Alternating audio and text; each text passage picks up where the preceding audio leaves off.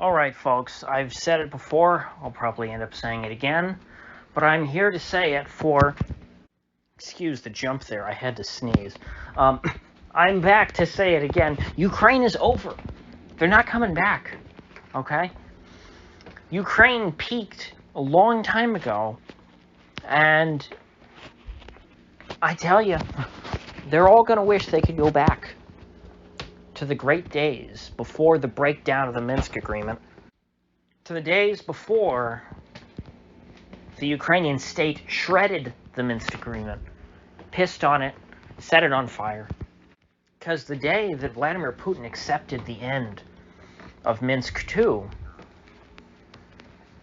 was the day that, for all intents and purposes, Ukraine ceased to exist.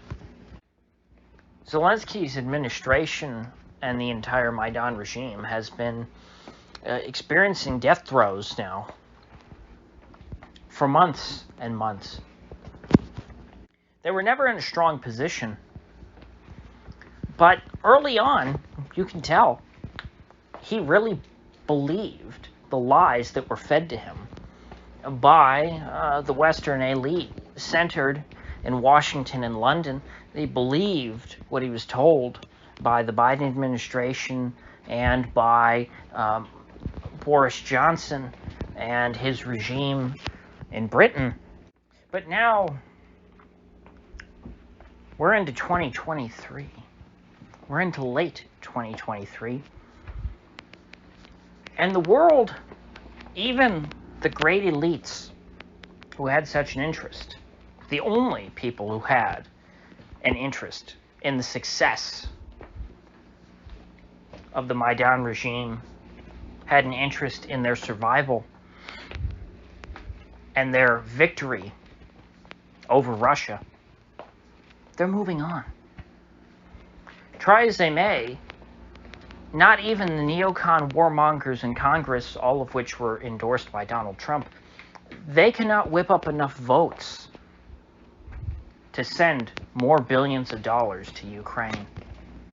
And now I'm seeing videos coming out of Poland, of all states. Poland, the most anti-Russia state on earth. I don't know of anywhere that is more eager to do anything they can to antagonize Russia or to cause pain for Russia. You know, if you want to sell a program based on, hey, this is something that Vladimir Putin will not be happy with, odds are the polls are going to support it, upwards of 90%. Well, now you've got Duda doing his duty to his own country and no longer doing the bidding of Mr. Zelensky. He's now comparing him, mocking him on television, by comparing him to a drowning man who's just grasping at straws. Zelensky's over in the United Nations this week, giving speeches about how Ukraine must win in order to defeat climate change. Because if Putin wins, you see, Putin's a big free market guy, and he'll let people pollute, and he won't force them to buy electric cars. He's going to let people keep their gas and diesel cars that they can afford and that work properly, and he won't force everyone to use Chinese lithium batteries that explode in your garage and burn your house down. And so we must defeat Russia in order to fight climate change, so that we may impose the Great Reset on eastern Ukraine. This is seriously his argument. Excuse me, almost dropped something there. Zelensky's even meeting with Wall Street tycoons to negotiate for more funding. He's trying to sell off what's left of his country. I mean, I don't know what he has left to sell at this point, but he's meeting with Ken Griffin, or Griffin. I was mess up his name. And where's he from? Is he from Citadel, I think? And then, oh gosh, Bill Ackman. Oh, Ken Griffith is the kind of guy, if you got him in a room, okay, he's Ken Griffith, he's probably an evildoer, but, you could probably tolerate him being in a room. I could not spend 5 minutes in a room with Bill Ackman. But I think he and Zelensky would get along great. I think they would probably love each other, in more ways than one. Kind of, I think they'd love each other in the way that Zelensky loved that piano when he was on Ukraine's Got Talent. And so now we've got not just, a couple of radicals in the U.S. House like Matt Gaetz, the child sexual abuser, and Lauren Boebert, the skank, or maybe they'd prefer to call her an exhibitionist, performing sexual acts in public. It was always degenerates. And by the way, I don't want to be sued for defamation. I'm being sarcastic when I'm calling them both these things. I do not think that Matt Gaetz is a child sexual abuser, and I do not think that Lauren Boebert is, well, I guess exhibitionist isn't something you can sue over, but either way, I'm being facetious here. I don't want to get sued. But we used to be told it was degenerates like those two who would oppose Ukraine funding. Well, now it's a lot more than them. Now it appears to be enough Republicans that old Kevin McCarthy, with the dual Ukraine flags, I mean, it's amazing. Remember after 9/11, every politician was expected, you have to wear an American flag pin. We all have to wear American flag pins. It was like a cult. You had to show that you were patriotic by wearing an American flag lapel pin on your suit. Well, now they go around wearing Ukraine flag lapel pins. And remember, that was the big thing. They would also wear, Israel flag lapel pins. Like I think Mike Pence, as recently as the last debate, Mike Pence was wearing like an Israel flag lapel pin. Anyway, Kevin McCarthy walking around not only with a Ukraine flag lapel pin, the most absurd thing I've ever seen, he managed to top that by doing something even more absurd. A Ukraine flag pocket square. Where do you even find that? I mean, what kind of an asshole do you have to be to wear a pocket square to begin with? You're the leader of the people's house, man of the people, Kevin McCarthy, endorsed by Donald Trump. Salute, Mr. Trump. This is Trump's man in Washington, along with Mitch McConnell, the other man endorsed by Donald Trump. Neither of them would have their jobs if it weren't for Donald Trump. Donald Trump put both of them where they are. He made them. And so I just find that funny.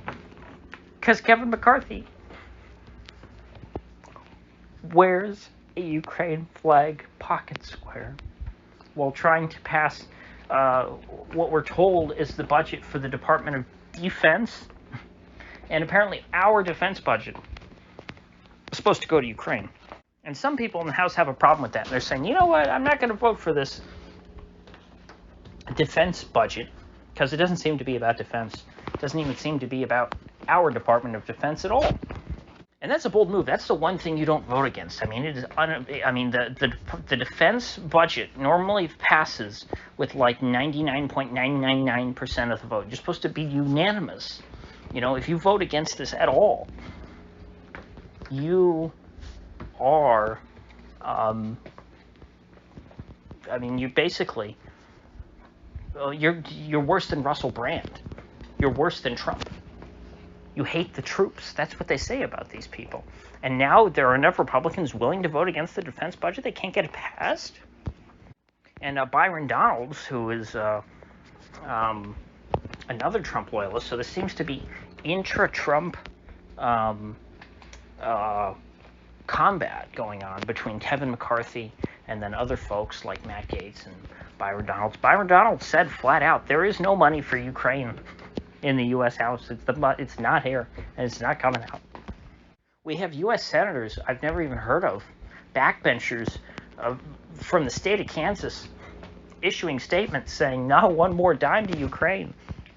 And meanwhile, you've got Mitch McConnell and Chuck Schumer standing proudly with Zelensky. You've got, what's his name, McCarthy and Pelosi's puppet, what's his name? I think he's from New York City. He was originally supposed to be like, squad adjacent, now he's doing the bidding of the deep state and hugging Zelensky. Jamal Bowman, that's who I was thinking of. I think it's Jamal Bowman. Anyway, you have all these folks with their photo ops with Zelensky standing in front of the Ukraine flag. Zelensky, of course, still can't be bothered to put on his suit like a world leader. You know,